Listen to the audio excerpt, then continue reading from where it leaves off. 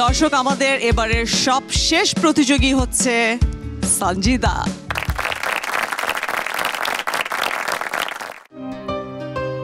শাকিল, আচ্ছা শোন না, আচ্ছা শোন, কালকে তো স্কুল আছে। হ্যাঁ, তো শোন, কালকে তো ধরা খাইছি, দেখছিলি স্কুল পালাইতে যায় হেড স্যারের কাছে, শুধু আব্বুর কারণে ছাড় দিয়ে দিছে। কিন্তু কালকে কিন্তু আমরা পালাচ্ছি আবার, এটা কিন্তু মাথায় থাকতে হবে। হ্যাঁ, কারণ হচ্ছে কালকে আমি মাধবকুণ্ড লেকে যাব। হ্যাঁ, আমি বাসা থেকে নুডলস রান্না করে নিয়ে আসবো তোদের জন্য। যা, আম্মুকে আমরা বলবো যে আমরা ক্লাস টাস করে তারপরে যে কোচিং টোচিং করে আসছি। আগামী সপ্তাহে মনে আছে তো তোর? কি করবি তুই?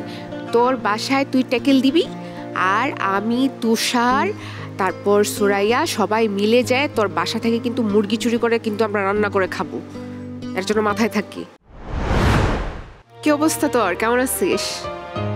আমার এই তো চলতেছে, যেমন যেখানে জীবন, ব্যস্ততা, কাজকর্ম সবকিছু মিলেই। কাজ ছাড়া বেরিয়ে হই না বাসা থেকে। মনে হয় যে সারাদিন কাজ করলাম, অনেক ক্লান্ত। ছুটি যখনই পাই তখনই মনে হয় যে সারাদিন একটু বাসায় রেস্ট করি, অথবা ফ্যামিলিকে টাইম দিই, আম্মুকে একটু হেল্প করি, এই তো।